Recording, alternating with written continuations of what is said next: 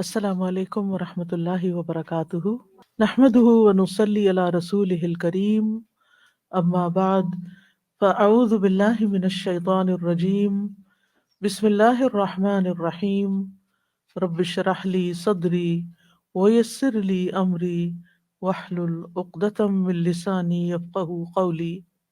اور جب میرے بندے آپ سے میرے بارے میں سوال کریں تو کہہ دیجئے بے شک میں قریب ہوں،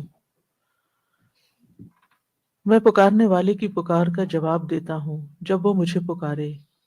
تو ان کو چاہیے کہ وہ میرا حکم مانیں اور مجھ پر ایمان رکھیں تاکہ وہ ہدایت پائیں۔ لا الہ الا اللہ وحدہ لا شریک لہ، اللہ اکبر کبیرا والحمد للہ کثیرا وسبحان اللہ رب العالمین، لا حول ولا قوة الا باللہ العزیز الحکیم۔ اللہ کے سوا کوئی الہ نہیں، وہ اکیلا ہے، اس کا کوئی شریک نہیں، اللہ سب سے بڑا ہے، بہت بڑا، اور تمام تعریفیں اللہ کے لیے ہیں، بہت زیادہ پاک ہے اللہ جو تمام جہانوں کا رب ہے۔ نہیں کوئی ہمت اور قوت سوائے اللہ کے جو بہت زبردست اور حکمت والا ہے۔ اللہم صلی علی محمد وعلی آل محمد کما صلیت علی ابراہیم وعلی آل ابراہیم انک حمید مجید۔ اللہم بارک علی محمد وعلی آل محمد کما بارکت علی ابراہیم وعلی آل ابراہیم انک حمید مجید۔ پروگرام قریب مجیب کے سلسلے میں آج ہم انشاءاللہ نماز کی دعاؤں کے بارے میں بات کریں گے۔ نماز کی اصل حقیقت ذکر ہے، اللہ کی یاد ہے۔ اللہ تعالیٰ فرماتے ہیں وَأَقِمِ الصَّلَاةَ لِذِكْرِي، نماز میری یاد کے لیے قائم کرو، یعنی بندہ اپنے روز مرہ کے کام کاج میں پلٹ پلٹ کر اللہ تعالیٰ کی طرف رجوع کرے اور ایک فارمل انداز میں اللہ کو یاد رکھے، اللہ کی عظمت کو، اس کی حکمتوں کو، اس کے خالق ہونے کو، اس کے مالک ہونے کو، اور ان کیفیات کو پیدا کرنے کے لیے نماز رکھی گئی ہے۔ ہم جانتے ہیں کہ کائنات کی ہر چیز اللہ کی تسبیح کر رہی ہے، فرشتے بھی اللہ سبحانہ وتعالیٰ کی تسبیح و تحمید کرتے رہتے ہیں۔ وَنَحْنُ نُسَبِّحُ بِحَمْدِكَ وَنُقَدِّسُ لَكَ، تو ہمیں بھی اللہ سبحانہ وتعالیٰ کی تسبیح اور اس کی بڑائی اور اس کی عظمت کا اظہار اور ذکر کرتے رہنا چاہیے۔ انسان اگر سارا وقت بھی اللہ کے ذکر میں مشغول رہے تو اللہ تعالیٰ کا حق ادا نہیں کر سکتا، اور اگر انسان ساری زندگی بھی سجدے میں پڑا رہے تو انسان اللہ کا حق ادا نہیں کر سکتا۔ لیکن اللہ سبحانہ وتعالیٰ نے ان بندوں کی فضیلت بیان کی ہے جن کے اندر عبودیت کی کیفیت ہوتی ہے، وہ اللہ سبحانہ وتعالیٰ کے آگے جھکتے ہیں، وہ اللہ تعالیٰ کی پکار پر لبیک کہتے ہیں، وہ کامیابی کے راستے پر چل پڑتے ہیں۔ قرآن مجید میں اللہ تعالیٰ فرماتے ہیں لیکن ان میں سے جو لوگ علم میں راسخ ہیں اور جو مومن ہیں وہ اس پر ایمان لاتے ہیں جو آپ کی طرف نازل کیا گیا اور جو آپ سے پہلے نازل کیا گیا، اور جو نماز قائم کرنے والے ہیں اور زکوٰۃ ادا کرنے والے ہیں اور اللہ اور یوم آخرت پر ایمان رکھنے والے ہیں، یہی وہ لوگ ہیں جنہیں ہم ضرور اجر عظیم عطا کریں گے۔ تو نماز قائم کرنا ان اعمال میں سے ہے جن پر اللہ تعالیٰ نے اجر عظیم کا وعدہ کیا ہے، یعنی یہ کوئی معمولی عبادت نہیں بلکہ عبادت کی بہت بہترین شکل ہے، افضل ترین شکل ہے۔ عمومی طور پر اس آیت میں اللہ سبحانہ وتعالیٰ نے علم، ایمان اور عمل صالح کرنے والوں کی فضیلت بیان کی ہے، یعنی وہ لوگ جو علم میں پختگی اختیار کرتے ہیں، کیونکہ علم کی کوئی حد نہیں۔ رب زدنی علما، انسان ہر روز اپنے علم میں اضافہ کرتا چلا جائے اور اپنے علم میں اضافے کے لیے وحی الہی کی طرف متوجہ ہو، کیونکہ اصل اور یقینی اور فائدہ مند، نفع مند علم وہ علم ہے جو اللہ سبحانہ وتعالیٰ نے ہمارے لیے وحی کے ذریعے نازل کیا ہے اپنے پیغمبر محمد صلی اللہ علیہ وسلم پر۔ لہٰذا علم میں رسوخ اس وقت تک حاصل نہیں ہوتا جب تک انسان وحی الہی کا متلاشی نہیں ہوتا اور اس سے دلیل اور رہنمائی حاصل نہیں کرتا۔ تو وہ لوگ جو آپ پر بھی ایمان لاتے ہیں، جو آپ پر نازل کیا گیا اور جو آپ سے پہلے نازل کیا گیا اس پر بھی ایمان لاتے ہیں، اور نماز کو اپنے وقت پر ادا کرتے ہیں، مقیمین الصلاۃ، اور اپنے مالوں کی زکوٰۃ دیتے ہیں، اور آخرت کے دن پر ایمان رکھتے ہیں، ایسے لوگوں کے لیے اجر عظیم ہے، یعنی جنت کا وعدہ ہے، جہاں وہ اپنے رب کی رحمتوں میں ہمیشہ ہمیشہ کے لیے رہیں گے، اپنے رب کا دیدار کریں گے اور ہر طرح کی لذتوں اور لطف سے فائدہ اٹھائیں گے۔ تو یاد رکھیے، علم، ایمان اور عمل صالح کا آپس میں گہرا تعلق ہے۔ جب تک انسان مضبوط علم حاصل نہ کرے اس وقت تک صحیح طور پر عمل نہیں کر سکتا، اور اگر عمل صحیح نہیں تو اس کا مطلب ہے کہ ایمان میں کمزوری ہے، کمی ہے۔ ایمان ہمارے پاس زندگی میں جتنی بھی چیزیں ہیں ان میں سب سے قیمتی چیز ہے۔ یہ ہماری وارڈروب سے زیادہ قیمتی ہے، ہماری جیولری سے زیادہ قیمتی ہے، ہمارے گھر سے زیادہ قیمتی ہے، اور ہماری گاڑی سے زیادہ قیمتی ہے۔ ہمیں ہر روز اس کی فکر کرنی چاہیے اور اس کو بہترین طریقے پر پڑھنے کی کوشش کرنی چاہیے۔ کبھی یہ نہیں سوچنا چاہیے کہ اب ہمیں یہ دعائیں سب آتی ہیں، ہمیں ان کا مطلب آ گیا ہے۔ نہیں، ہم اس کی پوری حقیقت کو نہیں سمجھ سکتے، اس لیے ضرورت اس بات کی ہے کہ بار بار ہم اس کا علم حاصل کرتے رہیں۔ نماز کو بھی ایمان کہا گیا ہے، وما کان اللہ لیضیع ایمانکم، کیونکہ نماز میں انسان کی نیت، قول اور عمل سب کچھ ہوتا ہے، اور ایمان کی بھی یہی تعریف ہے، اس میں بھی نیت، قول اور عمل تینوں چیزیں ہوتی ہیں۔ تو اس لیے ہمیں نماز کی طرف پوری طرح توجہ کرنی چاہیے اور اس کے لیے اپنے علم کو مضبوط کرنا چاہیے۔ راسخون، راسخ کی جمع ہے، راسخ کا مطلب ہوتا ہے کسی چیز میں مضبوطی سے گڑ جانا، اس علم کا پختہ ہو جانا۔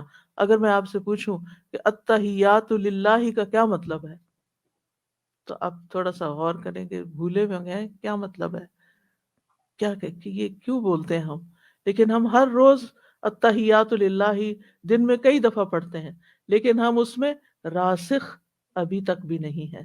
اس لیے اس علم کا حاصل کرنا ضروری ہے کہ ہم جو کہیں نماز کے ایک ایک لفظ کو اچھی طرح سمجھ کے کہیں۔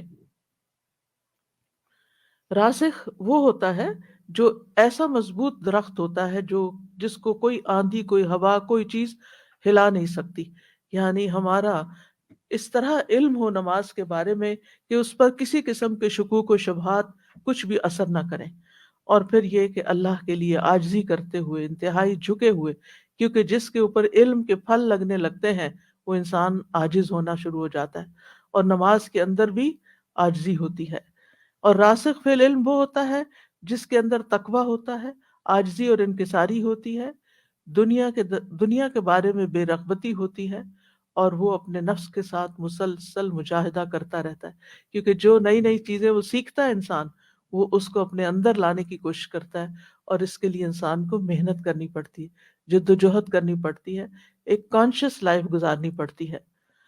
اور پھر جو ایمان رکھتے ہیں ان تمام چیزوں پر، تمام کتابوں پر، اور نماز قائم کرتے ہیں، تو مقیمین الصلاۃ کا لفظ آیا۔ ہم دیکھتے ہیں کہ ابتدائے قرآن سے لے کے انتہائے قرآن تک نماز کے ذکر کے ساتھ اقامت کا لفظ آتا ہے، یعنی جو نماز کو استقامت کے ساتھ اور کامل صورت میں ادا کرتے ہیں، مکمل شرائط، ارکان اور واجبات کے ساتھ ادا کرنے والے ہیں، اور مستحب اعمال کے ساتھ اس کو مکمل کرتے ہیں۔ یعنی ایک ہے اس کو ادا کرنا اور ایک ہے اس کو احسن طریقے سے مکمل کرنا۔ اور یہ نماز سے عموماً مراد فرض، سنت، نفل سبھی لیے جاتے ہیں، یہ سارے ہی نماز میں شامل ہیں۔ ابن عباس کہتے ہیں اقامت صلاۃ کا مطلب ہے رکوع اور سجود پورے پورے ادا کیے جائیں، تلاوت کی جائے، خشوع و خضوع اور پوری توجہ کے ساتھ نماز ادا کی جائے۔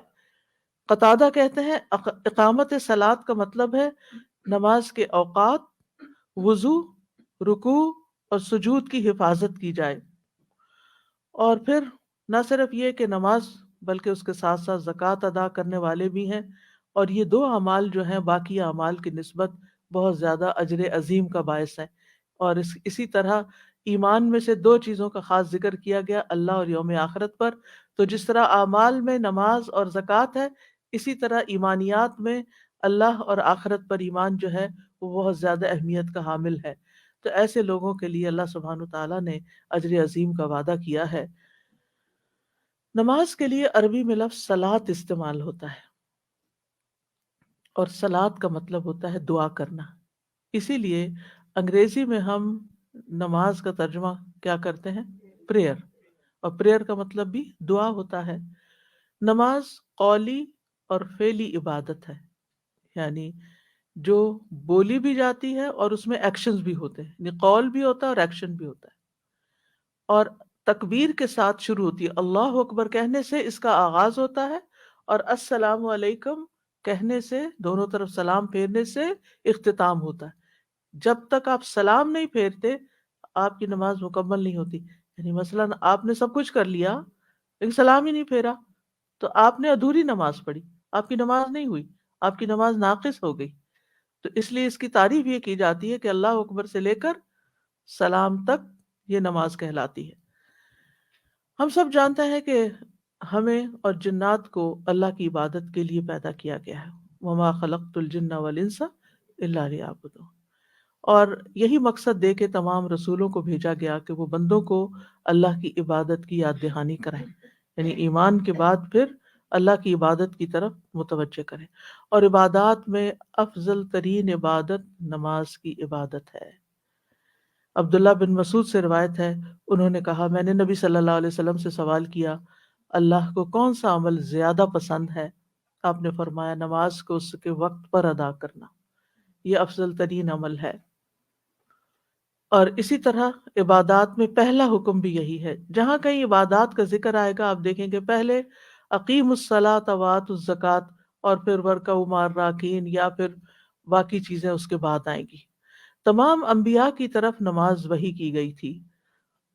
سورۃ الانبیاء میں آتا ہے وَجَعَلْنَاهُمْ أَئِمَّةً يَهْدُونَ بِأَمْرِنَا وَأَوْحَيْنَا إِلَيْهِمْ فِعْلَ الْخَيْرَاتِ وَإِقَامَ الصَّلَاةِ وَإِيتَاءَ الزَّكَاةِ وَكَانُوا لَنَا عَابِدِينَ۔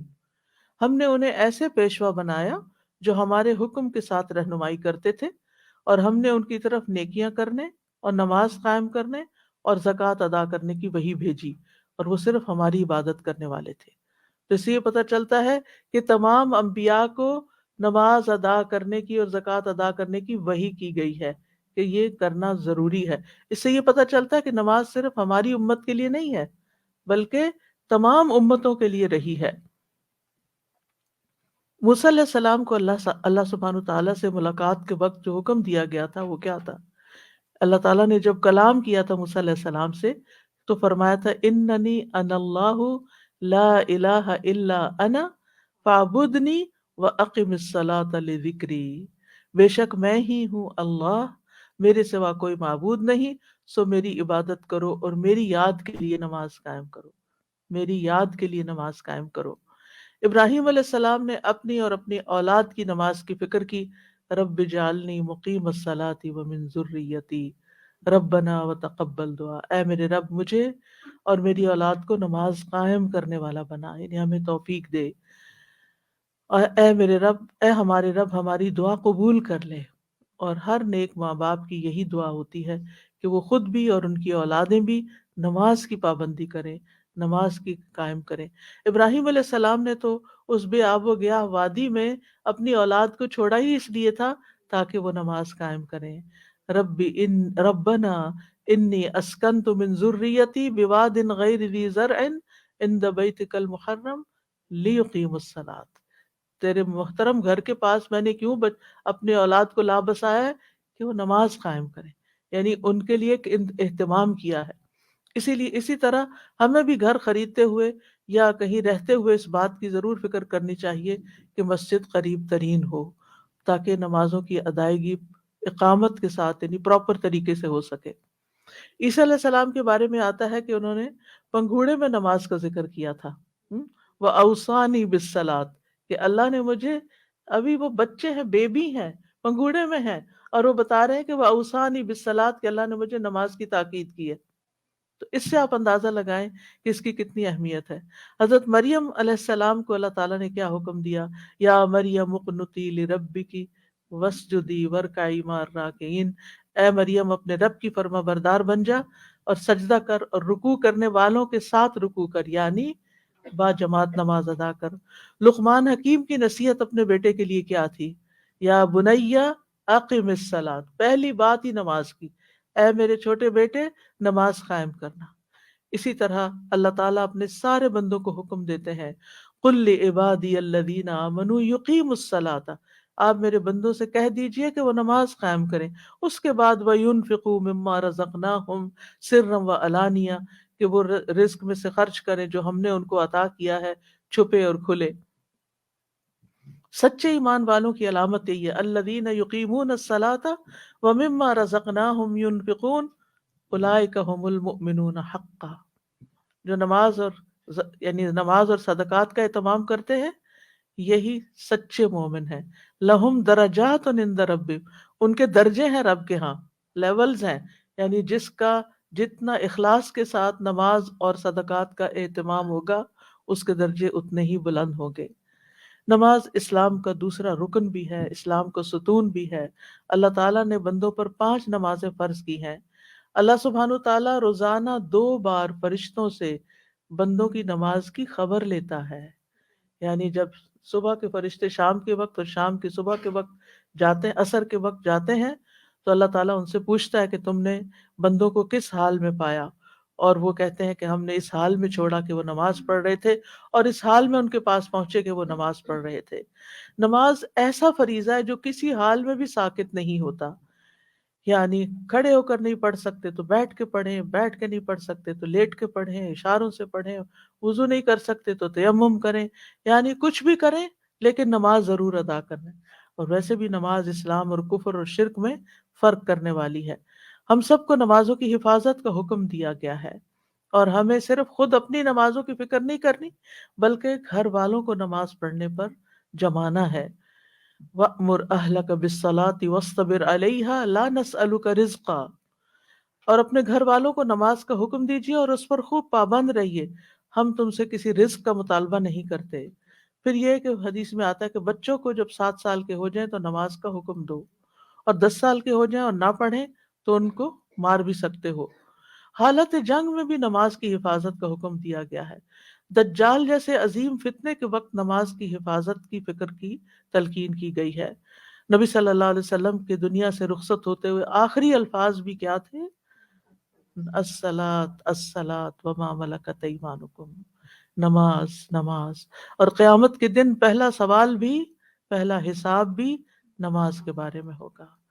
اور اس میں اگرچہ یہ ساری باتیں اپنی جگہ، اس سے اس کی اہمیت پتہ چلتی ہے، لیکن فائدہ بھی ہمیں پہنچتا ہے، یعنی نماز پڑھنے سے ہم ہی کو فائدہ پہنچتا ہے کہ قد افلح المؤمنون الذین هم فی صلاتهم خاشعون، یقیناً وہ مومن فلاح پا گئے، پار ہو گئے جو اپنی نمازوں میں خشوع اختیار کرتے ہیں۔ نماز سے رحمت ملتی ہے، رزق ملتا ہے، فقر دور ہوتا ہے، فرشتوں کی دعائیں ملتی ہیں، خوف اور غم سے نجات ملتی ہے، دکھوں اور غموں کا علاج اور مداوع ہے۔ ارشاد باری تعالیٰ ہے، ان الذین آمنوا وعملوا الصالحات واقاموا الصلاة وآتوا الزکاة لهم اجرهم عند ربهم ولا خوف علیہم ولا هم يحزنون، بے شک جو لوگ ایمان لائے اور انہوں نے نیک اعمال کیے اور نماز قائم کی اور زکوٰۃ دی، ان کا اجر ان کے رب کے پاس ہے، ان پر نہ کوئی خوف ہے اور نہ وہ غمگین ہوں گے۔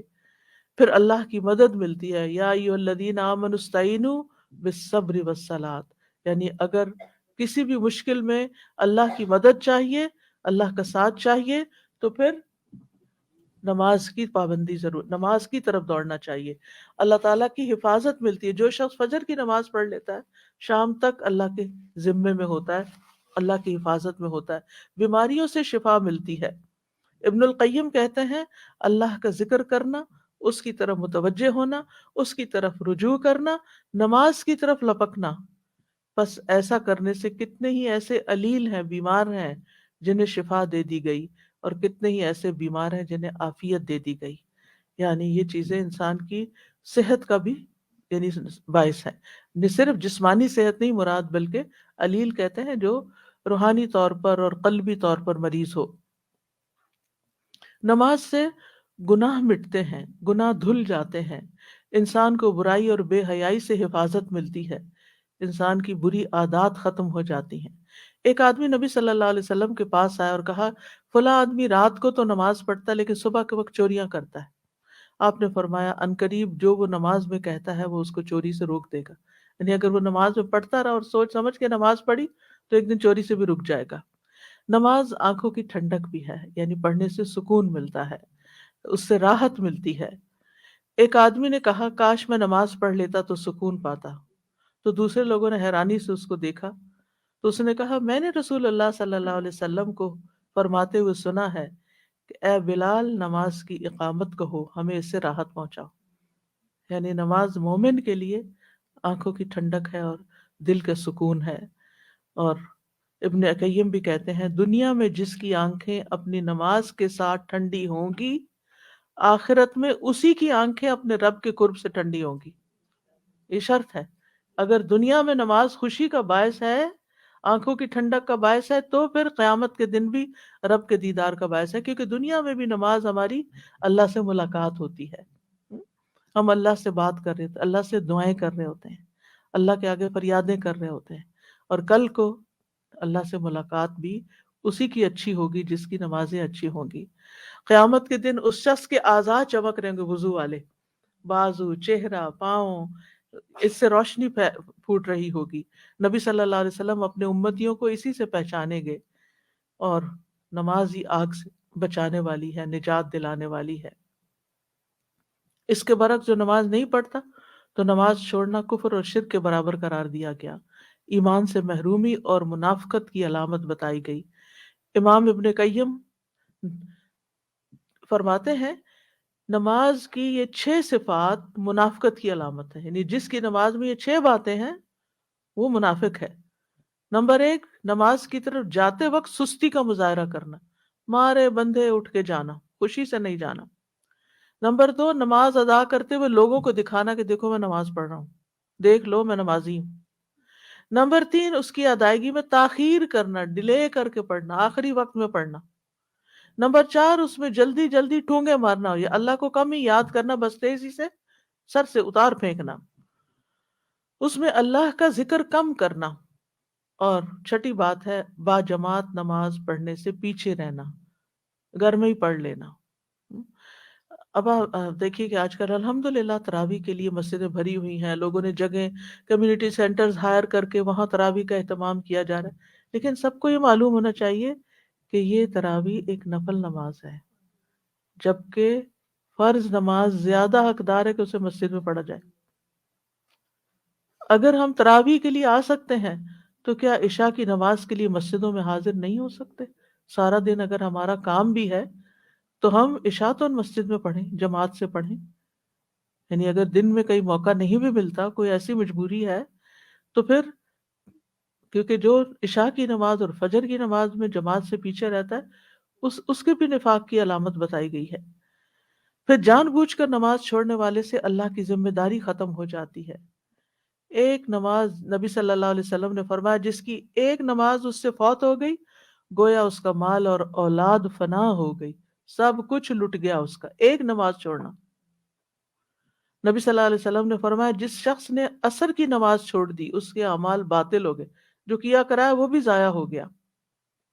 مطلب کیا ہے کہ بغیر کسی عذر کے لیٹ کرتا رہا، سستی کی، یا ایسا سویا کہ پھر یعنی اس نے اپنے سونے کا وقت یہ بنا لیا اور ہر روز عصر قضائی کر رہا ہے، تو یہ بہت بڑے خسارے کی بات ہے۔ بے نمازی کے لیے موت کی سختیاں بھی ہوں گی۔ وَالْتَفَّتِ السَّاقُ بِالسَّاقِ إِلَىٰ رَبِّكَ يَوْمَئِذٍ الْمَسَاقُ فَلَا صَدَّقَ وَلَا صَلَّىٰ وَلَٰكِنْ كَذَّبَ وَتَوَلَّىٰ، اور پنڈلی کے ساتھ پنڈلی لپٹ جائے گی، اور اس دن تیرے رب ہی کی طرف روانگی ہے، نہ تو اس نے تصدیق کی اور نہ نماز ادا کی، لیکن اس نے جھٹلایا اور منہ پھیر دیا۔ قیامت کے دن بھی بے نمازی قارون، فرعون، حامان اور ابی ابن خلف کے ساتھ ہوں گے۔ تو نماز کو صحیح طور پر، نماز کی اہمیت جان لینے کے بعد، اس کے فائدے جان لینے کے بعد اور نہ پڑھنے کے نقصان جان لینے کے بعد، اب یہ ہے کہ جو نماز پڑھی جائے اس کو بھی صحیح طور پر ادا کیا جائے۔ تو نماز کی جو دعائیں ہیں، نماز بذات خود ایک دعا ہے، لیکن نماز کے جو اذکار، کہنا چاہیے کہ نماز کے اذکار اور دعائیں، ان دونوں لفظ شامل کر سکتے ہیں، یہ ان کا مطلب جاننا بڑا ضروری ہے۔ ایک یعنی اس کا معنی کیا، ہم یہ سب کچھ ایکشن کیوں کرتے ہیں اور اس کا میننگ کیا ہے۔ نماز کا آغاز، جیسے کہ پہلے میں نے عرض کیا، کہ اللہ اکبر سے ہوتا ہے، کہ اللہ سب سے بڑا ہے۔ اس کو تکبیرۃ الاحرام کہتے ہیں، کہ اس کے کہنے کے بعد نمازی پر وہ چیزیں حرام ہو جاتی ہیں جو اس سے پہلے اس پر حلال تھی۔ ادھر ادھر نہ دیکھے، نہ کچھ کھائے، نہ کچھ بولے، صرف اور صرف اب اللہ تعالیٰ کی طرف متوجہ ہو جائے۔ یعنی جب وہ تکبیر کہتا ہے تو اس کے لیے کھانا پینا، ادھر ادھر دیکھنا، باتیں کرنا، آنا جانا، چلنا پھرنا، سب حرام ہو جاتا ہے۔ تکبیر نماز کا رکن ہے، یعنی آپ یوں ہی نہیں بس کھڑے ہو کے ہاتھ باندھ کے نماز شروع کر سکتے، آپ کو ہر صورت میں ہینڈز اپ کرنے ہیں، ہر چیز دنیا کی چھوڑنی ہے، خالی ہاتھ ہونا ہے، اور پھر ہاتھ اوپر اٹھا کر اللہ اکبر کہنا ہے۔ یعنی اللہ کی بڑائی کا آپ اظہار کر رہے ہیں تو آپ اس کے لیے ہاتھ جسچر بھی دیں گے کہ اللہ ہی سب سے بڑا ہے۔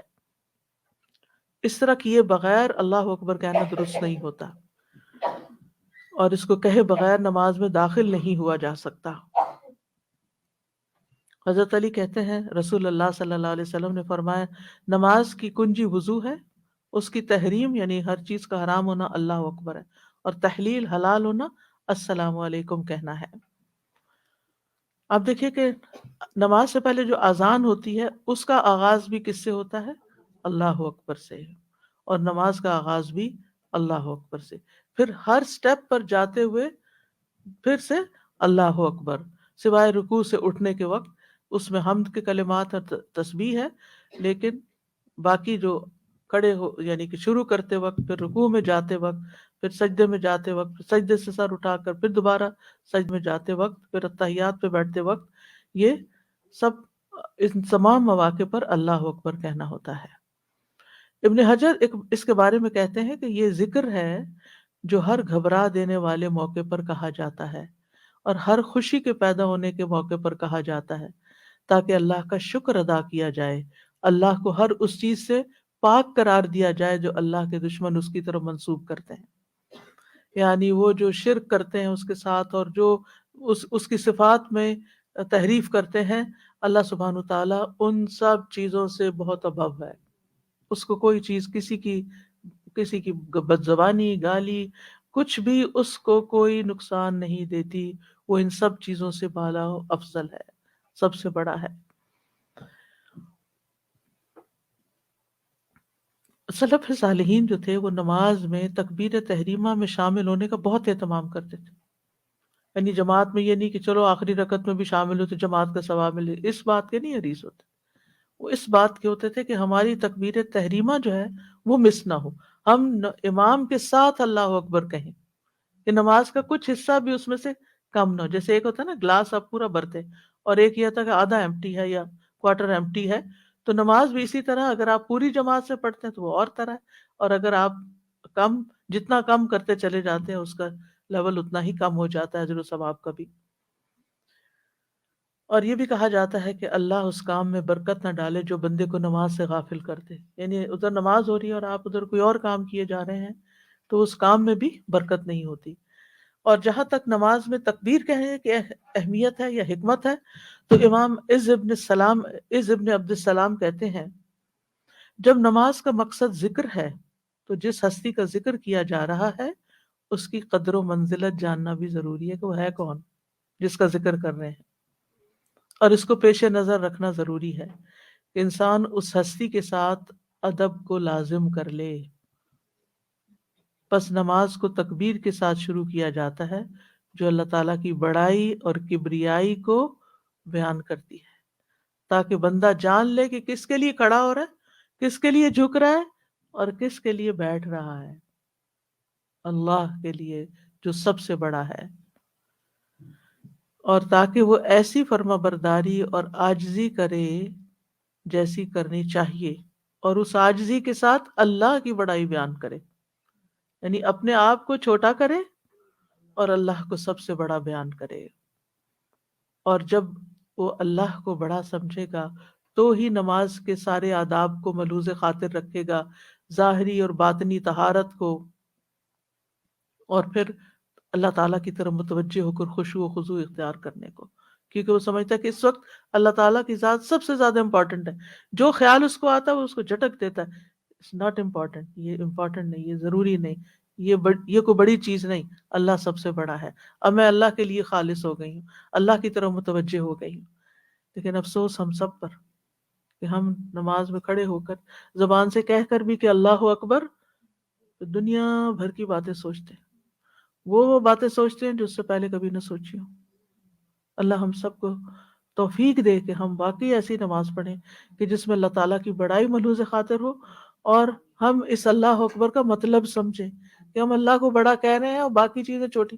ہمیں کیا خیال آتے ہیں، کوئی غم رنج ہوتا ہے ہمارے دل میں، وہ اس کا خیال آ رہا ہوتا ہے بار بار، اس نے مجھے ہرٹ کر دیا، اس نے مجھے یہ کر دیا، اس نے وہ کر دیا، اس کا یہ تو اللہ ان سب باتوں سے بڑا ہے۔ مجھے اس وقت اللہ کے بارے میں سوچنا ہے، اللہ تعالیٰ کا ذکر کرنا ہے۔ یہ اپنی لے کے کہاں بیٹھ گئی ہوں پھر سے کہ پھر اپنے بارے میں سوچے جا رہی ہوں کہ میرے ساتھ یہ ہوا اور میرا وہ ہو گیا۔ نہیں، ہمیں اس وقت کیا سوچنا ہے کہ میں اللہ کے دربار میں حاضر ہوں اور مجھے اسی کی طرف توجہ کرنی ہے۔ تو تکبیر کا تقاضا کیا ہے کہ انسان اللہ کو ہر چیز سے بڑا تسلیم کرے اور اللہ کے علاوہ کسی اور چیز میں مشغول نہ ہو، اللہ کے علاوہ اور خیالوں میں مشغول نہ ہو، یعنی دل کو اللہ کی طرف حاضر کرے۔ اور پھر یہی چیز انسان کو ریاکاری سے بھی بچاتی ہے۔ نماز میں ریاکاری کے بہت چانسز ہوتے ہیں کہ کوئی آپ کو دیکھ رہا ہے، آپ اچھے سے نماز پڑھنا شروع کر دیں، کوئی سن رہا ہے تو آپ اچھی سی قرات شروع کر دیں اس میں، تو یہ کیا ہو گیا؟ ریاکاری ہو گئی۔ تو جب آپ کہتے ہیں اللہ سب سے بڑا ہے تو پھر ریاکاری کا خیال چھوڑ دیں کہ کسی اور کو کیوں دکھانے کے لیے میں پڑھوں، اللہ جب سب سے بڑا ہے اور اس کے حضور حاضر ہوں اور وہ دیکھ رہا ہے، بس یہی کافی ہے میرے لیے۔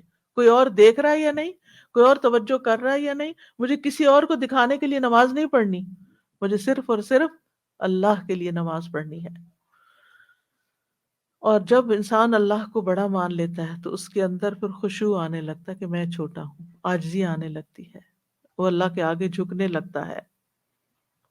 اور پھر جو نماز میں اللہ سبحانہ تعالیٰ کے سامنے اچھے سے قیام کرتا ہے، وہ قیامت کے دن یوم یقوم الناس لرب العالمین، جس دن لوگ اللہ رب العالمین کے لیے کھڑے ہوں گے، اس دن اس کو اچھا قیام ملے گا، اس کا وہ کھڑا ہونا بھی خوبصورت ہو جائے گا، بہترین ہو جائے گا، کیونکہ اس نے دنیا میں جب وہ اللہ کے سامنے کھڑا تھا تو وہ ایسے نہیں کبھی اس ٹانگ پہ کھڑا ہو گئے، کبھی اس ٹانگ پہ کھڑے ہو گئے، کبھی کیسے کھڑے ہو گئے، کبھی کیسے کھڑے ہو گئے، کھڑے ہوئے تو بس اللہ کے سامنے گڑ گئے، جم گئے اچھے طریقے سے۔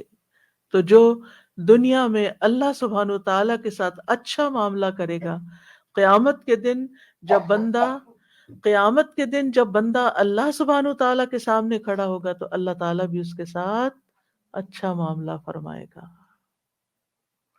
پھر اس کے بعد ہم جب اللہ اکبر کہتے ہیں تو پھر قیام ہوتا ہے، یعنی تکبیر کہہ کر سینے پر ہاتھ باندھتے ہیں اور نگاہیں سجدے کی جگہ پر ہوتی ہیں، اور کسی اور طرف انسان کی توجہ نہیں ہونی چاہیے، کیونکہ اللہ سبحانہ تعالیٰ اس وقت اپنے بندے کی طرف متوجہ ہوتا ہے جب تک وہ نماز میں ادھر ادھر توجہ نہیں کرتا، اور اگر بندہ ادھر ادھر ہوتا ہے تو اللہ تعالیٰ کی توجہ سے محروم ہو جاتا ہے۔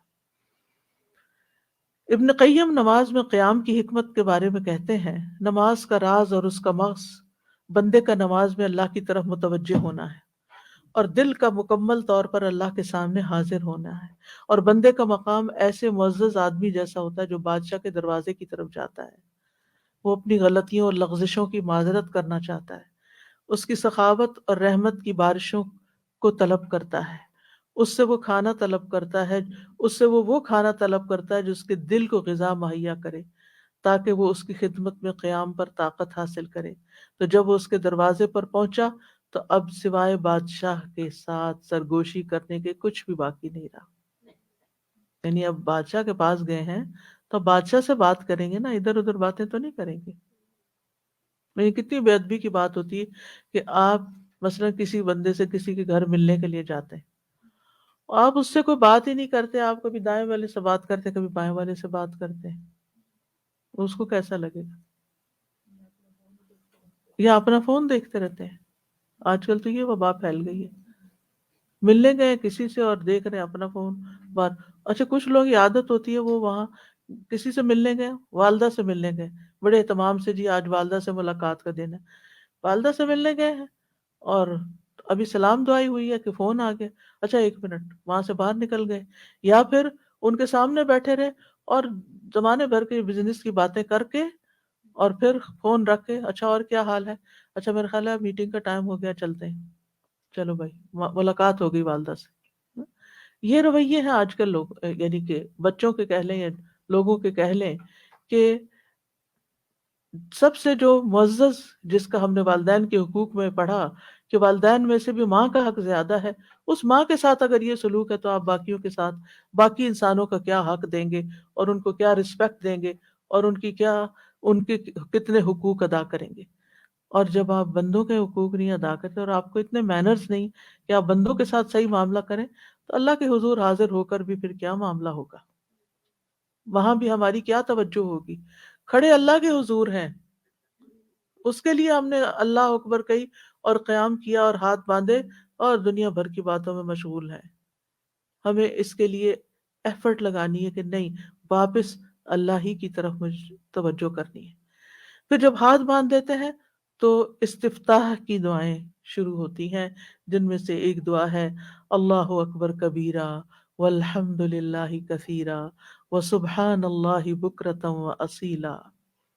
ابن عمر کہتے ہیں ہم رسول اللہ صلی اللہ علیہ وسلم کے ساتھ نماز پڑھ رہے تھے کہ لوگوں میں سے ایک آدمی نے کہا، یہی دعا پڑھی، اللہ اکبر کبیرہ والحمد للہ کثیرہ وسبحان اللہ بکرۃ واصیلا۔ تو رسول اللہ صلی اللہ علیہ وسلم نے فرمایا، اس طرح کے کلمات کہنے والا کون ہے؟ لوگوں میں سے ایک آدمی نے عرض کیا، اے اللہ کے رسول میں ہوں۔ آپ نے فرمایا، مجھے تعجب ہوا کہ اس کے لیے آسمان کے دروازے کھولے گئے، یعنی اتنی قبولیت ہوئی اس بندے کے ان کلمات کو۔ ابن عمر کہتے ہیں میں نے ان کلمات کو پھر کبھی بھی نہیں چھوڑا، کہ اگر یہ اتنے اچھے کلمات ہیں کہ اس کے لیے آسمان کے دروازے کھلتے قبول ہو جاتے ہیں تو پھر اور کیا چاہیے۔ وہ کہتے ہیں میں نے کبھی نہیں چھوڑا جب سے میں نے رسول اللہ صلی اللہ علیہ وسلم کو یہ فرماتے ہوئے سنا۔ اور اس میں آپ دیکھیے کہ صرف اللہ اکبر نہیں، اللہ اکبر کبیرہ، اللہ بڑا ہے، بہت بڑا، یعنی میں نے اللہ کی بڑائی بیان کی، بہت زیادہ بڑائی۔ اور یہ اللہ کے اس فرمان کی تعمیل ہے جس میں اللہ تعالیٰ فرماتے ہیں وَكَبِّرْهُ تَكْبِيرًا، کہ اس کی بڑائی بیان کرو، خوب بڑائی بیان کرنا۔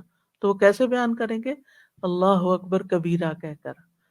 اور اس سے بے چین دل اطمینان پاتے ہیں، یعنی جب آپ اللہ تعالیٰ کی تعریف میں اضافہ کرتے ہیں تو آپ کے اپنے دل کو ایک قرار آتا ہے اور اس کی عظمت کے ساتھ ایک اطمینان نصیب ہوتا ہے۔ جب دل حیران پریشان ہوتا ہے، لاسٹ ہوتا ہے، تو ایسے کلمات سکون کا باعث ہوتے ہیں۔ اور اللہ کی بڑائی بیان کرنے سے مشکلات بھی حل ہوتی ہیں، مصیبتیں زائل ہو جاتی ہیں، پریشانیاں اٹھا دی جاتی ہیں، غموں کے بادل چھٹ جاتے ہیں، بیماروں کو شفا مل جاتی ہے، کیونکہ انسان اس بات کا اظہار کرتا ہے اللہ سب سے بڑا ہے۔ مجھے کسی کی نظر، کسی کا حسد، کسی کا میرے بارے میں برا چاہنا، میرے خلاف سازشیں کرنا کوئی نقصان نہیں دے گا، کیونکہ اللہ ان سب سے بڑا ہے۔ اللہ تعالیٰ ان کو کنٹرول کر سکتا ہے، اللہ تعالیٰ ان کی شر سے مجھے بچا سکتا ہے، اللہ سب سے بڑا ہے۔ تو اللہ تعالیٰ کی بڑائی بیان کرنے سے ایمان پختہ ہوتا ہے۔ یعنی یہ دعا تو ہے ہی دعائے استفتاح، لیکن اس کے پڑھنے کا فائدہ کیا ہے؟ ایمان پختہ ہوتا ہے، بھلائیوں کے دروازے کھل جاتے ہیں، اللہ تعالیٰ پر ایمان اور زیادہ راسخ اور یقین پختہ ہو جاتا ہے، اللہ تعالیٰ کے ساتھ تعلق بڑھ جاتا ہے۔ کہ کیا آپ نے صرف اللہ اکبر نہیں کہا، اللہ اکبر کبیرہ کہا، اور پھر آسمانوں کے دروازے بھی کھل جاتے ہیں۔ اور اصل میں کثیرہ جو ہے یہ صفت ہے حمدن کثیرہ کی، والحمد للہ کثیرہ، تو حمدن کثیرہ ہے اصل میں، وہ سبحان اللہ بکرتم و اصیلا، اور اس میں سبحان اللہ نہیں خالی کہا گیا، بکرتن و اصیلا، صبح اور شام کا ذکر کیوں؟ ان دو وقتوں کو اس لیے خاص کیا گیا کہ دن اور رات کے فرشتے ان میں کٹھے ہوتے ہیں ہماری نماز میں، فجر میں اور عصر کے وقت، یعنی کہ دونوں، بکرت اصیل کہتے ہیں عصر کا وقت، اور بکرا کہتے ہیں صبح کا وقت۔ تو ان دو اوقات میں فرشتے جمع ہوتے ہیں، اور ان کے ساتھ ہم بھی مل کر اللہ تعالیٰ کی تسبیح کرتے ہیں، کیونکہ تسبیح فرشتوں کا خاص ذکر ہے۔ پھر اس کے بعد دعا ہے اللہم باعد، اللہم باعد بینی و بین خطایایا کما باعدت بین المشرق والمغرب، اللہم نقنی من الخطایا کما ینقی الثوب الابیض من الدنس، اللہم اغسل خطایایا بالماء والثلج والبرد۔ یا اللہ مجھ سے میرے گناہ اتنے دور کر دے جتنا تو نے مشرق اور مغرب کے درمیان فاصلہ رکھا ہے۔ اے اللہ مجھے گناہوں سے اس طرح پاک صاف کر دے جیسے سفید کپڑا میل کچیل سے پاک صاف کیا جاتا ہے۔ اے اللہ میرے گناہ پانی سے، برف سے اور اولوں سے دھو دے۔ نبی صلی اللہ علیہ وسلم تکبیر اور سورۃ فاتحہ کے درمیان یہ دعا پڑھا کرتے تھے۔ ابو ہریرہ کہتے ہیں، علم کے حریص تھے نا، وہ کہتے ہیں کہ رسول اللہ صلی اللہ علیہ وسلم تکبیر اور قرات کے درمیان کچھ سکوت فرماتے، یہ نہیں کہ کچھ بھی نہیں بولتے تھے، یعنی ہمیں سنائی نہیں دیتا تھا۔ میں نے عرض کیا یا رسول اللہ میرے ماں باپ آپ پہ قربان ہو، آپ تکبیر اور قرات کے بیچ میں کیا پڑھتے ہیں؟ انہوں نے یہ نہیں کہا آپ چپ کیوں رہتے ہیں، سوال کا انداز دیکھیے، کیونکہ ان کو پتا تھا کہ نماز جب شروع ہو جاتی ہے تو گنگے بن کے نہیں کھڑے ہوتے، بیچ میں کچھ نہ کچھ پڑھنا ہی ہوتا ہے۔ آپ نے فرمایا میں کہتا ہوں اللہم باعد بینی و بین خطایا، آخر تک۔ تو اس میں آپ دیکھیے کہ نماز میں عبادت اللہ کی ہو رہی ہے، اور پھر اللہ اکبر کہہ کے اللہ کی بڑائی بیان کر کے ہم سب سے پہلے اللہ ہی سے پھر دعا شروع کر دیتے ہیں، دعا سے ہی آغاز کر رہے ہیں، تو نماز ہے ہی دعا۔ تو اس میں کیا مانگتے ہیں ہم اللہ سے کہ یا اللہ اللہم باعد بینی و بین خطایا، یعنی میرے گناہوں کو مجھ سے دور کر دے، یعنی جو ہو چکے ہیں اب ان کے جو برے اثرات ہیں وہ مجھ پہ نہ پڑیں۔ یا اللہ میرے گناہوں کا جو ڈھیر ہے، گندگی کا جو ڈھیر، مجھے اس سے دور کر دے، وہ مجھ سے لے جا، صاف کر دے، اس کو ختم کر دے۔ ہر دو نمازوں کے بیچ میں ہم گناہ کر کے پھر آ جاتے ہیں، پھر گناہوں کا ٹوکرا لے کے پہنچ جاتے ہیں، پھر اللہ سے دعا کرتے ہیں اللہم باعد بینی و بین خطایا۔ کیوں؟ اس لیے کہ بندہ مومن کو یہ پتا ہوتا ہے کہ یہ گناہ نقصان دہ ہے، یہ ٹاکسنز ہیں، یہ زہر ہیں، یہ میرے لیے تکلیف، یہ آگ ہے۔ گناہ کیا ہے؟ آگ کا بنڈل، اگر میرے ساتھ لگے تو جلا دیں گے، تو اللہ ان کو دور کر دے، میں ان کو ساتھ نہیں رکھنا چاہتا، کیے تو میں نہیں ہے لیکن تو ان کو مجھ سے ہٹا دے۔ اب یہ ساری چیزیں کیا ہیں؟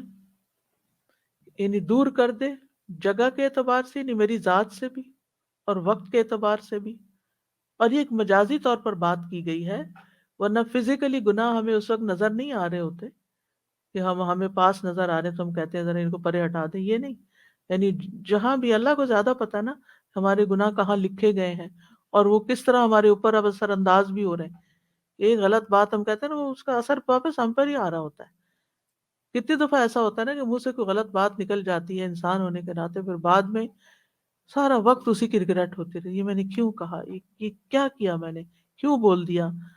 اب وہ باہر پر اندر تکلیف پنچ ہو رہی ہے، ہو رہی ہے، ہو رہی ہے، تو اب پھر کیا ہوتا ہے اللہم باعد بینی و بین خطایا، یا اللہ یہ جو دل کے اندر سخیمت قلبی ہے اسے باہر نکال دے، اس کو مجھ سے دور کر دے، معاف کر دے، دھو دے۔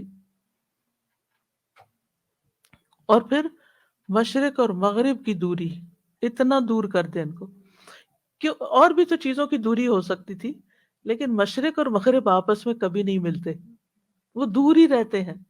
تو یا اللہ ایسا دور، یعنی دوری کا سب سے بڑا سمبل ہے، اور اس سے زیادہ فاصلہ انسانی وسعت میں نہیں ہے، انسانی نظر میں نہیں ہے مشرق اور مغرب. اور حقیقی مشرق اور مغرب جو بھی ہیں، ایک تو ہمارے سورج کے مشرق و مغرب ہے نا، اور ایک اس کے علاوہ بھی، تو ان کو اتنا دور کر دے ہمارے گناہوں کو. اور پھر ونقنی، اور پاک صاف کر دے، کما ينقى الثوب الابيض من الدنس، جس طرح سفید کپڑے سے میل کچیل صاف کی جاتی ہے. یعنی گناہوں کو ختم کر کے ان کے اثر کو بھی مٹا دے، کیونکہ گناہوں کے اثرات ہوتے ہیں. گناہ آگ ہے نا، تو آگ جہاں بھی ہوگی اس کا اثر پڑے گا، تو یا اللہ وہ اثر بھی دور ہو جائے. اور سفید کپڑے کا ذکر اس لیے کیا گیا کہ سفید چیز پر میل جلدی ظاہر ہوتی ہے. آپ کلرڈ کپڑے اپنے دھوتے ہیں نا تو پتہ ہی نہیں چلتا، لیکن سفید کپڑا آپ دھوتے ہیں تو آپ کہتے ہیں یہ سفید رہا بھی ہے، آپ کو تسلی نہیں ہوتی. آپ پھر اس کو دوبارہ دھوتے، پھر دوبارہ دھوتے ہیں. پھر اسی طرح اگر کوئی چھوٹا سا بھی داغ ہو تو اس کے اوپر نظر آ رہا ہوتا ہے. تو یا رب جس طرح سفید کپڑا صاف ہوتا ہے نا، بالکل وائٹ، پیور وائٹ، ایسے ہی مجھے بھی اسی طرح صاف ستھرا کر دے. اور گناہوں کو دھونے کی تیسری، دھو ڈالنے یعنی، اور علماء کہتے ہیں کہ نقی نہیں، یعنی پریزنٹلی جو میرے سے گناہ ہو رہے ہیں، باعد بینی میں ماضی تھا، یہاں پریزنٹ ہے کہ اس وقت جو میرے سے گناہ ہو رہے ہیں، یا اللہ مجھے ان کے اثرات سے بھی محفوظ رکھ. اور گناہوں کو دھو ڈالنے کی تیسری مثال پانی، برف اور اولے. برف کا ذکر ہے، برد ٹھنڈک، یعنی اولوں کے لیے استعمال ہوتا ہے. اور تو اس میں آپ دیکھیں کہ ان تینوں چیزوں کو ترتیب سے بیان کیا گیا ہے. سب سے پہلے پانی، اور اگر پانی سے کوئی چیز صاف نہیں ہوئی تو مبالغے کے لیے ٹھنڈ، اولے، برف اور اولے. سلج والبرد، سلج برف جو ہوتی ہے نرم و نازک ہوتی ہے، اور اولے جو سخت ہوتے ہیں، یعنی گریجولی ان کے اندر اضافہ کیا گیا. اب علماء نے اس پر بڑا غور و فکر کیا ہے کہ جب کسی چیز کو دھونا ہوتا ہے تو گرم پانی زیادہ فائدہ دیتا ہے، لیکن یہاں پر ٹھنڈک کی بات کیوں کی گئی ہے؟ برف کی بات، برف سے کیا دھلے گا؟ اور برف کی وجہ، اور اولوں سے کیا دھلے گا؟ تو بعض نے یہ کہا کہ چونکہ وہ ان ٹچڈ واٹر ہوتا ہے، بہت ہی پیور اور کلین ہوتا ہے برف کا پانی، تو جس طرح وہ صاف کرتا ہے ایسے کوئی اور چیز صاف نہیں کرتی. اور بعض نے یہ کہا کہ جو گناہ ہوتے ہیں ان کی آگ ہوتی ہے، اور آگ کو ٹھنڈا کرنے کے لیے مبالغے سے کام لیا گیا ہے کہ پانی سے بھی بجھا دے اس آگ کو، اور برف سے بھی بجھا دے، اور پھر اولوں سے بھی. اور پھر یہ کہ 3 دفعہ جس جس کپڑے کو 3 دفعہ دھویا جائے گا اور 3 مختلف چیزوں سے دھویا جائے گا، اس کے اندر پھر کیا باقی رہے گا؟ کون سی میل باقی رہے گی؟ یعنی ہر، بالکل مجھے ہر طرح سے پاک صاف کر دے. سبحان اللہ، کتنی خوبصورت دعا ہے، لیکن ہم کیسے پڑھ جاتے ہیں بغیر سوچے سمجھے کیا پڑھ رہے ہیں، کیا کہہ رہے ہیں، کیا مانگ رہے ہیں. اور پھر یہ بھی کہا گیا ہے کہ باعد آئندہ کے لیے ہے کہ اللہ آئندہ مجھے ہر طرح کے گناہوں سے بچا کے رکھنا، گناہوں کو میرے پاس نہیں آنے دینا. ایک اور طریقہ ہے اسی بات کو بیان کرنے کا، اور ایک سے زیادہ طریقے ہو سکتے ہیں بات سمجھنے کے. ٹھیک ہے، تو اللہ جو گناہ ہے نا، مجھے ان سے دور ہی رکھنا. اللہ باعد بینی و بین خطایا، کہ جن چیزوں کی ٹیمپٹیشن ہو جاتی ہے مجھے، جہاں پھسلن ہو جاتی ہے، جہاں گر پڑتا ہوں، مجھے بچا لینا اس سے. اور نقینی، حال میں مجھے گناہوں سے دور رکھنا، اور پھر آئندہ فیوچر میں بھی.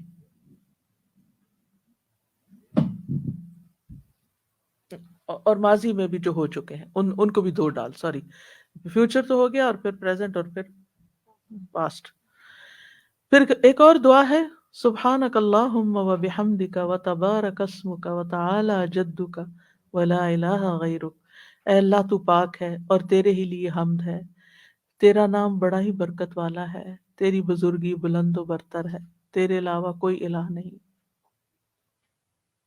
نبی صلی اللہ علیہ وسلم نماز کے آغاز میں اس کو پڑھا کرتے تھے، یعنی سبحانک اللہم، اے اللہ میں تجھے پاک قرار دیتا ہوں ہر برائی اور نقص سے جو تیری ذات کے لائق نہیں، اور وبحمدک، تیری ایسی تسبیح بیان کرتا ہوں کہ جو حمد کے ساتھ ملی ہوئی، سبحانک اللہم وبحمد، وتبارک اسمک، اور تیرے نام کی برکت بہت زیادہ ہے۔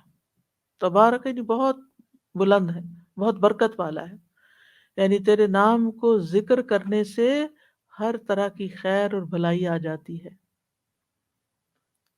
اور ایک معنی یہ بھی کیا گیا کہ تیری ذات بڑی عظمت والی ہے، تبارک اسم سے مراد تیری ذات بہت برکت والی ہے، وتعالی جدک، اور تیری عظمت بہت بلند ہے، یعنی تو بہت ہی بڑا ہے۔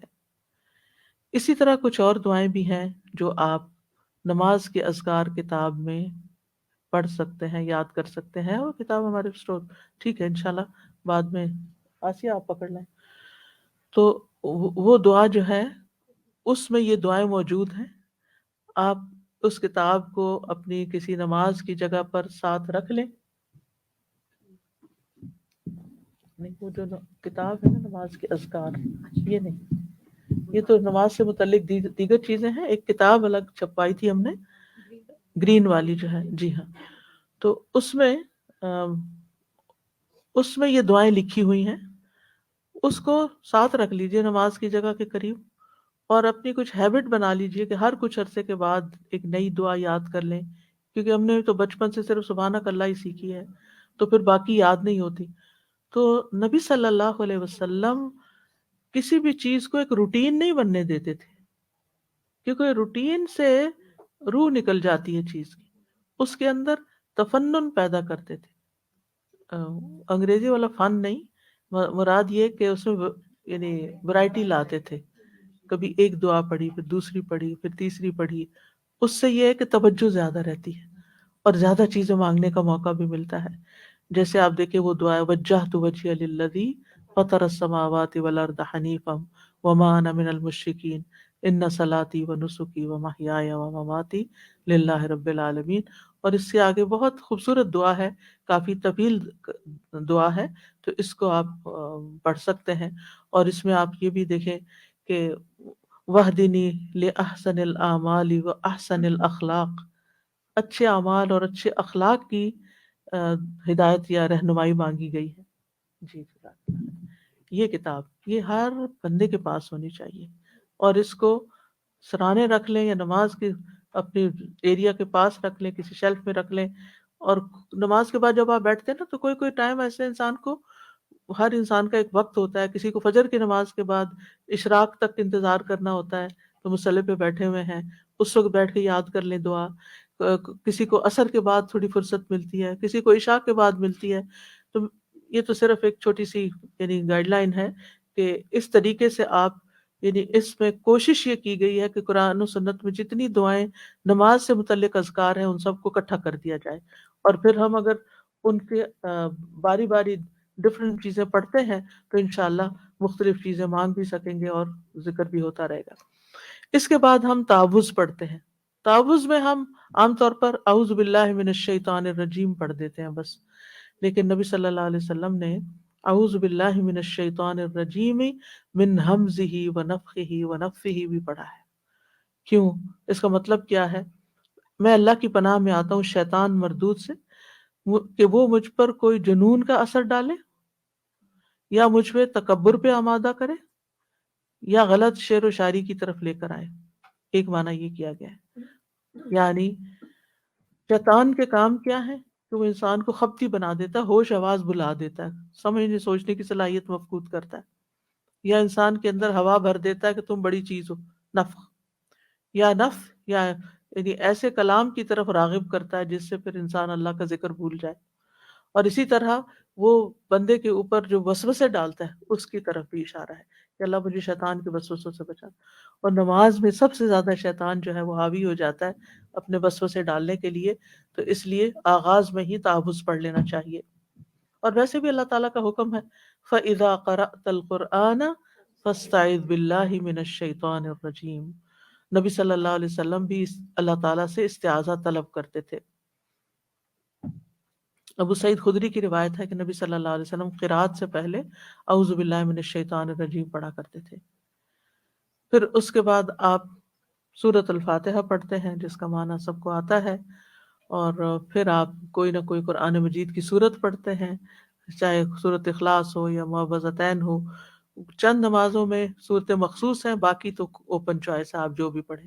اور چند نمازوں میں وہ کون سی صورتیں ہیں، جیسے صبح کی سنتوں میں اور مغرب کی سنتوں میں پہلی رکعت میں قل یا ایھا الکافرون اور دوسری رکعت میں قل ھو اللہ احد. ٹھیک ہے.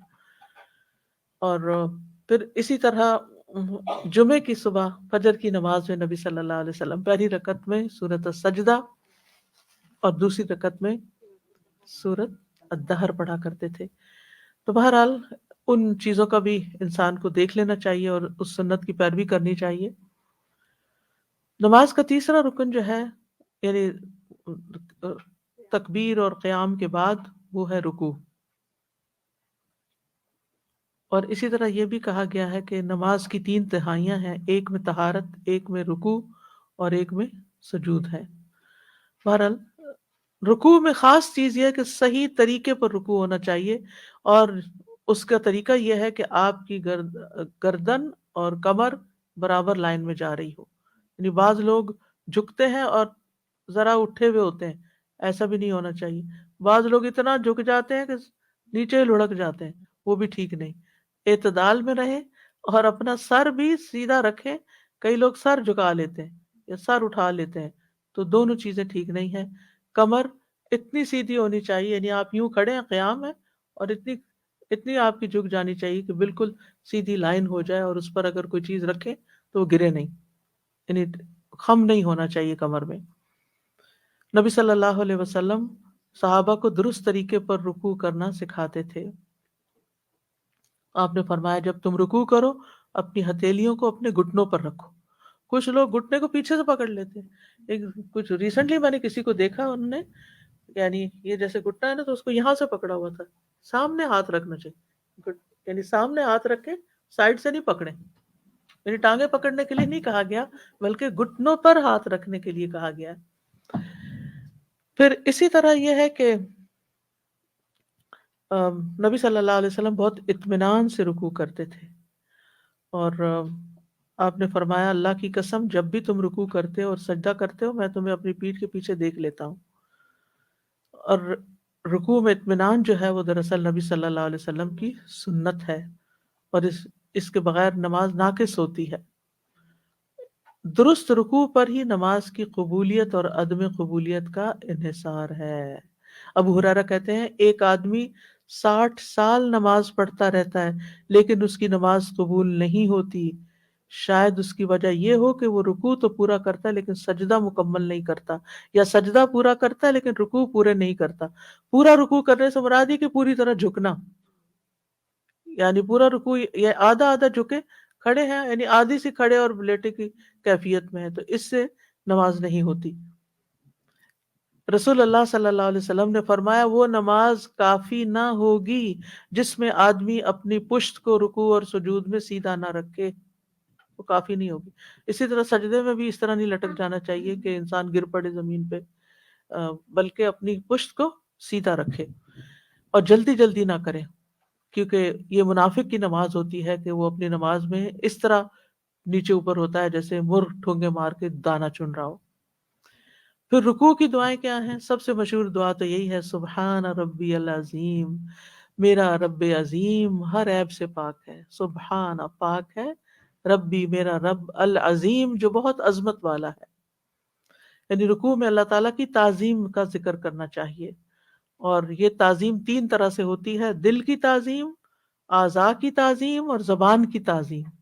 ٹھیک ہے، یعنی زبان بھی عظمت کا اظہار کرے اور جسم بھی عظمت کا اظہار کرے، اور احساس بھی اللہ کی عظمت کا ہو دل میں.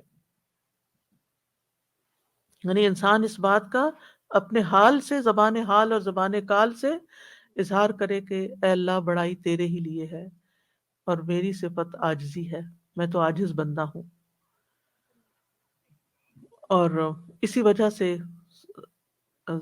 رکوع میں سبحان ربی العظیم عظمت کی بات کی گئی، اور سجدے میں سبحان ربی الاعلی۔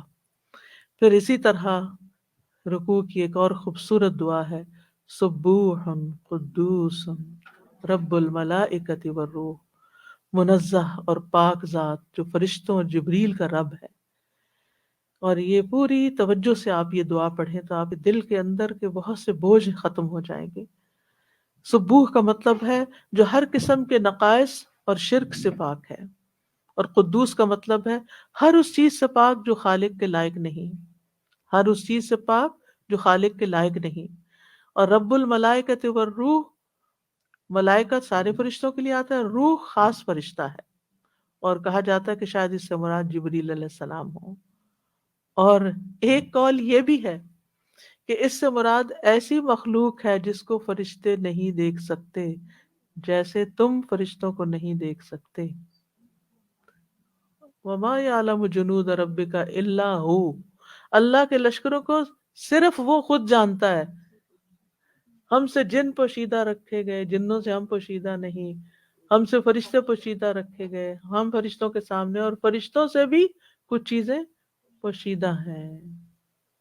والروح رب الملائکۃ والروح، ملائکہ میں سارے فرشتے آگے، اور روح سے مراد وہ مخلوق جو فرشتے نہیں دیکھ سکتے۔ کتنی عظمت والا ہے ہمارا رب۔ پھر اسی طرح سبحانک و بحمدک لا الہ الا انت، پاک ہے تو اپنی تعریف کے ساتھ اور تیرے سوا کوئی الہ نہیں۔ پھر ایک اور دعا ہے، سبحانک اللہم ربنا و بحمدک اللہم اغفر لی۔ حضرت عائشہ کہتی ہے کہ نبی صلی اللہ علیہ وسلم یہ دعا رکوع اور سجود دونوں میں پڑھا کرتے تھے۔ پھر سبحانک و بحمدک استغفرک و اتوب الیک، پاک ہے تو اور تیرے ہی لیے تعریف ہے، میں تجھ سے بخشش مانگتا ہوں اور میں تیری طرف توبہ کرتا ہوں۔ پھر چھٹی دعا ہے، سبحان ذی الجبروت والملکوت والکبریاء والعظمت، پاک ہے وہ جو قہر والا ہے، بادشاہت والا ہے، بڑائی والا ہے اور عظمت والا ہے۔ یہ بھی بہت ہی خوبصورت دعا ہے۔ اور ساتویں دعا ہے، اللہم لک رکعت وبک آمنت ولک اسلمت خشع لک سمعی وبصری ومخی وعظمی وعصبی۔ تو یہ 7 دعائیں ہیں جن میں سے آپ ہر ہر نئے رکوع کے لیے ایک نئی دعا بھی پڑھ سکتے ہیں، یا ایک سے زیادہ بھی پڑھ سکتے ہیں، جیسے آپ کا جی چاہے۔ پھر رکوع کے بعد ہم کھڑے ہو جاتے ہیں، قوما، سیدھے کھڑے ہونا۔ اس میں ایسے نہیں کرنا چاہیے کہ بس ایسے کھڑے ہوئے تو ایسے بس ڈھیلے ڈالے کھڑے ہو، نہیں، اسٹریٹ کھڑے ہو جائیں، سر نیچے ہو۔ آپ صلی اللہ علیہ وسلم جب رکوع سے اپنا سر اٹھاتے تو سجدے میں نہ جاتے، حتیٰ کہ سیدھے کھڑے ہو جاتے، اور پشت سیدھی نہ کرنے پر وعید ہے۔ رکوع اور سجدے سے سیدھے ہونا چاہیے۔ کئی لوگ سجدہ کرتے ہیں اور تھوڑا سا ہی اٹھتے ہیں، سیدھا نہیں ہوتے، واپس سجدے میں چلے جاتے ہیں، درست نہیں ہے۔ نبی صلی اللہ علیہ وسلم نے فرمایا، اللہ بندے کی اس نماز کی طرف دیکھتا بھی نہیں جس میں وہ اپنی پشت کو اپنے رکوع اور اپنے سجدے کے درمیان سیدھا نہیں کرتا۔ یعنی رکوع اور سجدے کے بعد جب تک وہ سیدھا نہیں ہوتا تو اللہ تعالیٰ اس نماز کو دیکھتا بھی نہیں۔ ٹھیک ہے، بڑھاپے کی وجہ سے کمر جھک جاتی ہے، تکلیف کی وجہ سے انسان سیدھا نہ کر سکے، اکڑ جاتی بعضوں کی کمر، اسی لیے ہم کہتے ہیں، ہم کیا کہتے ہیں، ہم کمر سیدھی کر لیں۔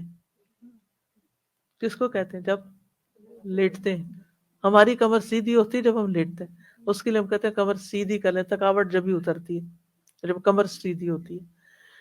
لیکن ہماری تھکاوٹیں دور ہو جائیں اگر ہم نماز میں کمر سیدھی کریا کریں، اور شروع سے ہی بچوں کو اگر سکھا دیں کہ کمر سیدھی کریں، اور ان کو چیک کریں کہ انہوں نے رکوع سے اٹھ کے سیدھے کھڑے بھی ہوئے ہیں کہ بس رکوع سے اٹھ کے واپس سجدے میں گر گئے۔ عبید اللہ بن عبد السلام کہتے ہیں، یہ حدیث اس بات پر دلالت کرتی ہے کہ رکوع سے کھڑے ہو کر اطمینان کرنا واجب ہے، یعنی کھڑے ہو کر ساکت ہونا لازم ہے، پھر ہلے، یعنی ایک دفعہ آپ اٹھے، آپ سٹل سٹینڈ ہو، پھر اس کے بعد نیچے کو جائیں، ہلتے جلتے نہیں۔ پھر کھڑے ہو کر بھی کچھ دعائیں پڑھتے ہیں، یعنی کھڑے ہوتے ہوتے قوما کی دعائیں، سمی اللہ لمن حمیدہ ربنا ولک الحمد حمدا کثیرا طیبا مبارکا فی. یہ دعا بھی جس نے پڑھی تھی اس کے لیے 30 فرشتے آگے بڑھے اس کو اٹھانے کے لیے. اتنا اجر تھا، بڑا عظیم اجر اس دعا کا. پھر اسی طرح سمی اللہ لمن حمدہ اللہم ربنا لک الحمد ملء السماوات وملء الارض وملء ما شئت من شیء بعد. پھر اسی طرح حمد کی کچھ اور دعائیں یعنی قوما کی کچھ اور دعائیں بھی ہیں جو اسی معنی سے ملتی جلتی ہیں، لیکن ان کے اندر دعا بھی شامل ہے. آخر میں اللہم لا مانع لما اعطیت ولا معطی لما منعت ولا ينفع ذا الجد منک الجد. اور ایک اور دعا میں اللہم طہرنی بالثلج والبرد والماء البارد اللہم طہرنی من الذنوب والخطایا کما ينقى الثوب الابيض من الوسخ. دنس کی بجائے یہاں وسخ یعنی میل کچیل کا لفظ آیا ہے. پھر سجدے کا وقت آ جاتا ہے تو قرآن مجید میں سجدہ کرنے کا حکم دیا گیا ہے. فَاسْجُدُوا لِلَّهِ وَاعْبُدُوا، اللہ کو سجدہ کرو اور اس کی عبادت کرو، بندگی کرو. سجدہ اللہ تعالیٰ سے قرب کا ذریعہ ہے. کَلَّا لَا تُطِعْهُ وَاسْجُدْ وَاقْتَرِب. سجدے میں دعائیں قبول ہوتی ہیں. نبی صلی اللہ علیہ وسلم نے فرمایا سجدہ کرتے ہوئے بندہ اپنے رب کے سب سے زیادہ قریب ہوتا ہے، بس سجدوں میں کثرت سے دعا کیا کرو. سجدہ کرنے سے نیکی اجر ملتا ہے، گناہ معاف ہوتے ہیں اور درجات بھی بلند ہوتے ہیں. سجدے کی جگہوں پر آگ حرام ہو جائے گی. اور اسی طرح سجدہ پورا نہ کرنے والے کے لیے بھی وعید ہے. یعنی پوری طرح جم کے سجدہ کرنا چاہیے، ہلتے ہلتے نہیں سجدہ، نیچے کے اور جلدی سے اٹھ گئے، ایسا نہیں ہونا چاہیے کہ جاتے ہوئے ایک دفعہ سبحان اللہ سبحان ربی اللہ کہا، دوسری دفعہ نیچے اور تیسری دفعہ اٹھ کے. یہ نہیں ہونا چاہیے، بلکہ تینوں تسبیحات جم کے نیچے ہی ہونی چاہیے. سجدے کی دعاؤں میں سبحان ربی اللہ، سبحان ربی اللہ کم از کم 3 دفعہ پڑھنا ہوگا، زیادہ تو کوئی حد ہی نہیں. آپ نبی صلی اللہ علیہ وسلم، حضرت حذیفہ کہتے ہیں میں نے ایک رات نبی صلی اللہ علیہ وسلم کے ساتھ نماز پڑھی، آپ نے سجدہ کیا اور پڑھا سبحان ربی الاعلیٰ، اور آپ کا سجدہ قیام کے برابر تھا. جتنی دیر کھڑے رہے اتنی دیر سجدے میں پڑے رہے. پھر سجدے کی دعاؤں میں اللہم اغفر لی ما اسررت وما اعلنت، اتنی دعا، اے اللہ میرے گناہ بخش دے جو میں نے چھپ کے کیے اور جو میں نے اعلانیہ کیے. اور اسی طرح سبوح قدوس رب الملائکۃ والروح. پھر سبحانک وبحمدک لا الہ الا انت. پھر سبحانک اللہم ربنا وبحمدک اللہم اغفر لی. پھر سبحان ذی الجبروت والملکوت والکبریاء والعظمہ. پھر اللہم اغفر لی ذنبی کلہ دقہ وجلہ اولہ وآخرہ وعلانیتہ وسرہ. یہ نبی صلی اللہ علیہ وسلم اپنے سجدوں میں دعا پڑھا کرتے تھے. کتنی خوبصورت دعا ہے. اے اللہ میرے سب گناہ بخش دے، تھوڑے ہوں یا زیادہ، پہلے ہوں یا پچھلے، ظاہر ہوں یا چھپے ہوئے. ایک اور دعا ہے اللہم اعوذ برضاک من سخطک وبمعافاتک من عقوبتک واعوذ بک منک لا احصی ثناء علیک انت کما اثنیت علی نفسک. اے اللہ میں تیری ناراضگی سے، تیری رضامندی کی اور تیری سزا سے تیری معافی کی پناہ چاہتا ہوں، اور میں تجھ سے ڈر کر تیری ہی پناہ میں آتا ہوں، تجھ سے ڈر کے تیری ہی پناہ میں آتا ہوں. میں تیری تعریف کرنے کی طاقت ہی نہیں رکھتا، تو ویسا ہی ہے جیسا تو نے خود اپنی ثنا بیان کی. کتنی خوبصورت دعا ہے یہ. اور جب بندہ عاجزی کے ساتھ سجدے میں پڑھ کے یہ دعا کرتا ہے تو اللہ تعالیٰ کو کتنا پیار آتا ہوگا اس بندے پر.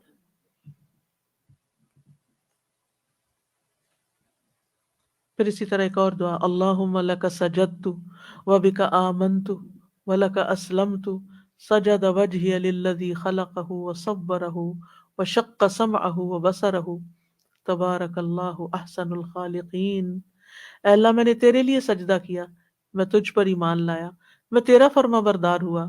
میرے چہرے نے اس ذات کو سجدہ کیا جس نے اس کو پیدا کیا اور اسے شکل دی، اس میں کان اور آنکھیں بنائی. بڑی برکتوں والا ہے اللہ جو بہترین ہے پیدا کرنے والا. یعنی اس وقت چہرہ انسان کا زمین پر ہوتا ہے نا، تو چہرے کے فیچرز کی بات کی گئی ہے یہاں پر. نبی صلی اللہ علیہ وسلم یہاں اس دعا میں اللہ سبحانہ و تعالیٰ کی نعمتوں کا اعتراف کر رہے ہیں سجدے کی حالت میں. اور پھر بعض روایات میں فَأَحْسَنَ صُورَتَهُ کا لفظ آتا ہے کہ اللہ نے میری بہت اچھی شکل و صورت بنائی. اگر ہر بندہ یہی پڑھے تو اس کو کوئی شکایت رہے اللہ سے اپنی شکل و صورت کے بارے میں. اور پھر اسی طرح اللہم اجعل فی قلبی نورا وفی سمعی نورا وفی بصری نورا وعن یمینی نورا وعن شمالی نورا وامامی نورا وخلفی نورا وفوقی نورا وتحتی نورا وجعل لی نورا. یہ سجدے میں پڑھی جا سکتی ہے دعا. نور ہی نور مانگا جا رہا ہے یعنی اللہ سبحانہ وتعالیٰ سے. پھر سجدے سے اٹھ کر اطمینان کے ساتھ بیٹھنا، یعنی جیسے رکوع سے اٹھ کے اطمینان کرنا، ایسے ہی ایک سجدے سے دوسرے سجدے کے بیچ میں بھی سکون سے بیٹھنا. آپ صلی اللہ علیہ وسلم اللہ اکبر کہہ کے سجدے سے سر اٹھاتے اور اپنا بایاں پاؤں موڑ کر اس کے اوپر بیٹھ جاتے، بائیں پاؤں کے اوپر بیٹھ جاتے، حتیٰ کہ ہر ہڈی اپنی اپنی جگہ لوٹ آتی. اور بعض روایات میں تو آتا ہے کہ آپ دو سجدوں کے درمیان اتنا ہی بیٹھتے تھے جتنا سجدے کے اندر ٹائم لگاتے تھے، اتنی دیر تک بیٹھتے تھے. اور اس میں پھر دعا پڑھتے. وہ دعا کیا ہے؟ رب اغفر لی، رب اغفر لی، اے میرے رب مجھے بخش دے، اے میرے رب مجھے بخش دے. اور ایک اور دعا بھی بتائی جاتی ہے لیکن وہ ضعیف ہے، یعنی اس سجدے کے درمیان کے لیے نہیں ہے، ویسے پڑھ سکتے ہیں آپ. اللہم اغفر لی ورحمنی واہدنی وعافنی وارزقنی واجبرنی وارفعنی. اچھا، پھر تشہد. تشہد کیا ہے؟ اللہ سبحانہ تعالیٰ کی حمد و ثنا بھی ہے اور نبی صلی اللہ علیہ وسلم پر درود و سلام بھی ہے. ان اللہ وملائکتہ یصلون علی النبی یا ایھا الذین آمنوا صلوا علیہ وسلموا تسلیما. حدیث میں آتا ہے جو شخص آپ پر سلام بھیجے گا اللہ تعالیٰ اس کو سلامتی عطا کرے گا. نبی صلی اللہ علیہ وسلم نے اس پر سجدہ شکر ادا کیا تھا. تو رسول اللہ صلی اللہ علیہ وسلم نے فرمایا زمین میں اللہ کے کچھ فرشتے گھومتے پھرتے رہتے ہیں اور میری امت کا سلام مجھے پہنچاتے رہتے ہیں. اور تشہد کے جو کلمات ہیں ان کو آپ اس طرح سکھاتے تھے جیسے قرآن کی کوئی سورت سکھائی جاتی ہے. تو تشہد میں التحیات للہ والصلوات والطیبات السلام علیک ایھا النبی ورحمۃ اللہ وبرکاتہ السلام علینا وعلی عباد اللہ الصالحین اشہد ان لا الہ الا اللہ واشہد ان محمدا عبدہ ورسولہ. التحیات، التحیہ جو ہے حیات سے زندہ کرنا، باقی رکھنا. تو اس کا مطلب کیا کیا گیا کہ تحیت سے مراد یعنی اللہ کی بقا کا اظہار ہے کہ اللہ ہمیشہ باقی ہے، ہمیشہ سے ہمیشہ رہے گا. تحیہ سے مراد بادشاہی بھی ہے اور اس سے مراد کلمہ طیبہ بھی ہے. عرب جب کسی کو تحیہ کی دعا دیتے تو کہتے تم 1000 سال جیو، لیکن جب اللہ تعالیٰ کے لیے ہم التحیات کہتے ہیں تو ہم دعا نہیں دیتے کیونکہ اللہ تعالیٰ کو ہماری دعا نہیں چاہیے. اس کا مطلب یہ ہے التحیات جمع کا صیغہ ہے کہ وہ ساری دعائیں جو دنیا کے بادشاہوں کو دی جاتی ہیں اور ان کے لیے تعریفی کلمات کہے جاتے ہیں وہ ساری کی ساری اللہ کے لیے ہے، اس سے بھی زیادہ، اور ساری بادشاہت کا حقدار بھی وہی ہے.